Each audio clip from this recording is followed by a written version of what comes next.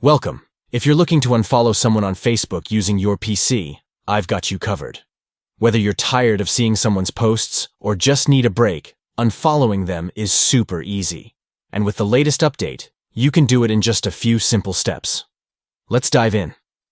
First, open Facebook on your PC and log into your account. Once you're on your homepage, go to the top right corner of the screen where you'll see your profile photo. Click on your profile picture to open a drop-down menu.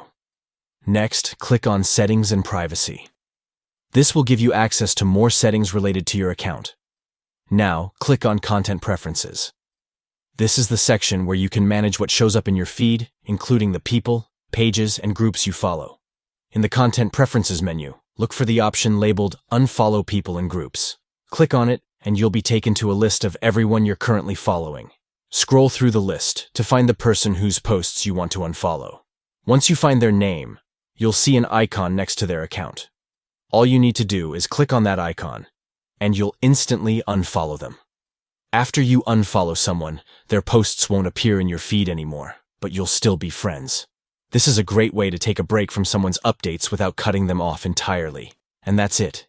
You've successfully unfollowed someone on Facebook.